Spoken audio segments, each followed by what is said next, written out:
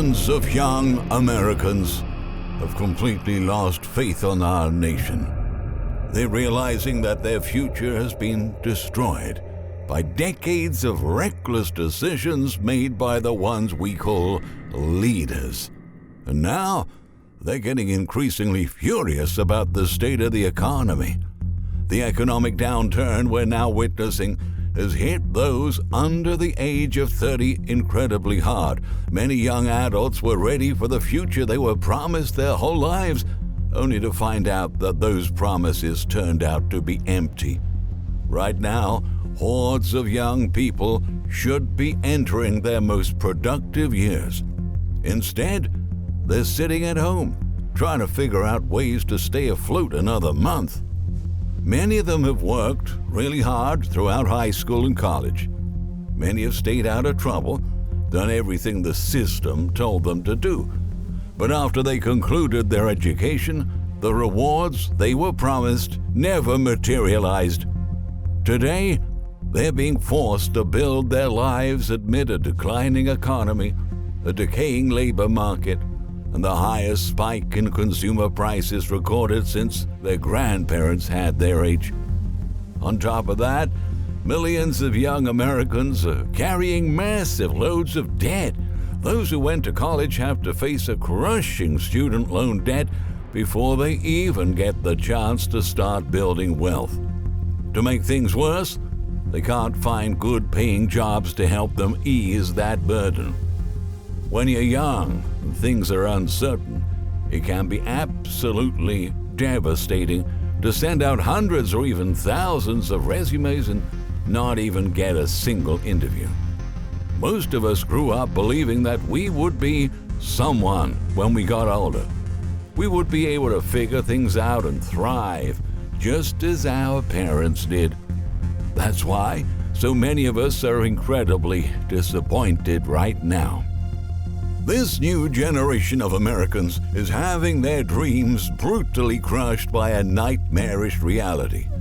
Now this group is waking up to the fact that neither political party is providing any real answers and that those in power don't have any real intentions of reversing the mess and the damage they have done to our country.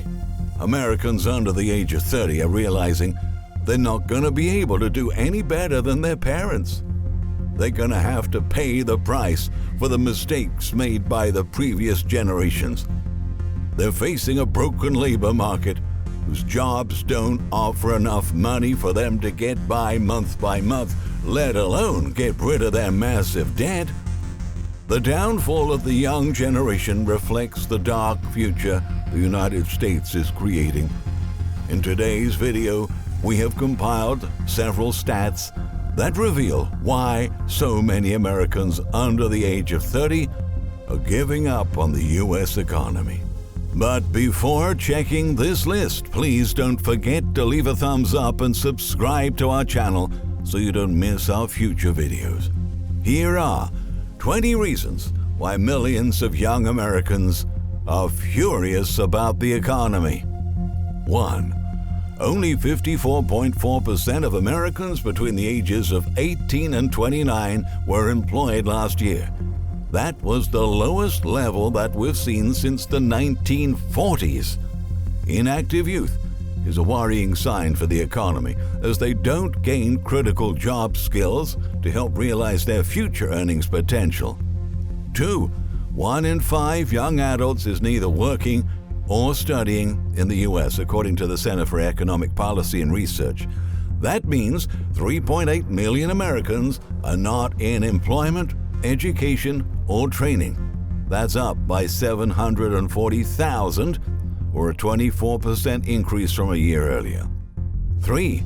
More and more young adults are coming back to their parents' homes as crushing student loan debt, a runaway housing market, and the lack of good-paying jobs make financial independence impossible in the United States.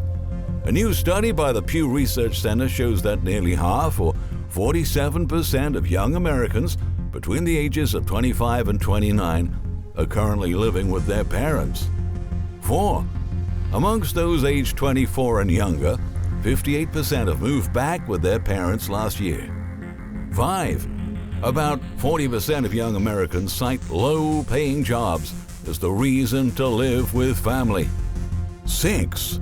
23% of millennials and 25% of Generation Zers said that medical debt forced them to skip housing payments, according to a healthcare.com poll. 7. The trend has been exacerbated by the student debt crisis among young Americans. Today, 60% of them say that their student loan debt is the biggest factor delaying their decision to buy a home, according to a poll conducted by the National Association of Realtors. 8. Millennials' home ownership rate is 8 percentage points lower than that of their parents at the same age. 9. Unable to buy, roughly 4 million younger families are likely to keep renting for the next 5 years, delaying the millennial and Generation Z cohorts of wealth accumulation, thus consigning them to worse net worth trajectories for the rest of their lives. 10. Renting isn't a much better option for Americans looking to move out either. Rents have risen on average by 18% over the past 12 months. About 62% of Americans aged 35 and younger, and renters from those 46% spend 30% of their incomes on rent, while 23% spend 50% of their incomes on rent every month. 11. According to Statista Research Department, millennials are more cost-burdened by housing payments than any group, spending on average 45% of their incomes on housing. 12. Over the past 2 years, teen summer employment hit the lowest level since the Great Recession. In 2019, summer employment averaged 47.8%. In 2021, that number dropped to 30.8%. 13. The cost of getting an education has become increasingly burdensome in recent years. The average yearly tuition at U.S. private universities is now up to $38,185. That figure has increased by 567% since 1970, when the average tuition at private institutions averaged $1,706. For public universities, that jump has been significantly higher. In 1970, the average in-state tuition and fees were $394. Last year, that amount surged to $10,740, an increase of 2,580%, according to the National Center for Education Statistics. 14. Between 1970 and 2021, the federal minimum wage rose from $1.60 per hour to $7.25 per hour, representing a modest increase of 353% over 51 years.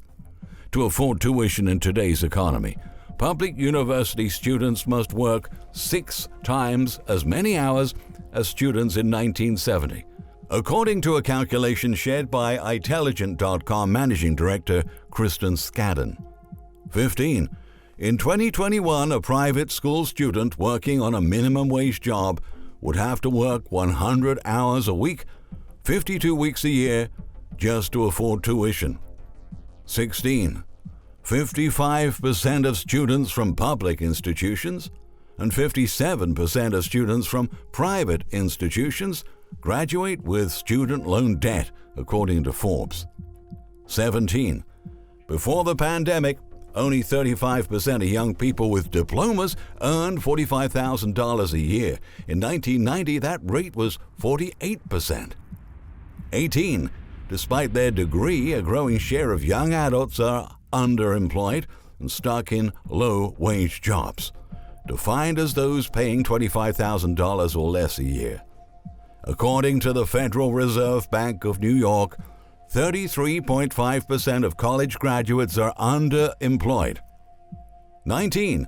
4 in 10 adults aged 18 to 29, or about 42% of Americans, say that other countries are better than the United States, according to an October 2021 analysis released by the Pew Research Center. And 20. A national poll released by the Institute of Politics at Harvard Kennedy School indicates that 52% of young Americans with ages between 18 and 29 believe that our democracy is either in trouble or failing. Millions of young Americans want what was promised to them. They want and need financial stability, affordable housing, and a comfortable standard of living. They want jobs that will enable them to enjoy the American dream. They want the system to work the way it was supposed to. Unfortunately, this is the beginning of a major economic recession, and conditions may not improve for decades. Over the past few years, large numbers of young adults had to move back with their parents. Their financial struggles are being aggravated by soaring living expenses, and with each passing month, their debt only grows larger. It feels like we're in the process of creating a lost generation. It makes us wonder what can be done to save the future of America. Oh, we cannot magically fix any of our issues, and as global events accelerate, we're only piling one problem on top of the other. There's all kinds of evidence that economic and financial conditions are set to get even worse this year and in the next few years. It certainly does not help that our entire education system is falling apart and that kids are learning some of the most important lessons of their lives through the eyes of others on the internet. We have failed young Americans in so many ways that saying sorry doesn't cut it. That is a sign of a nation in decline. The very foundations of America are crumbling, and we have millions upon millions of young people that are incredibly angry and incredibly frustrated. That is a recipe for disaster. So please, pray for America. We are all going to need it.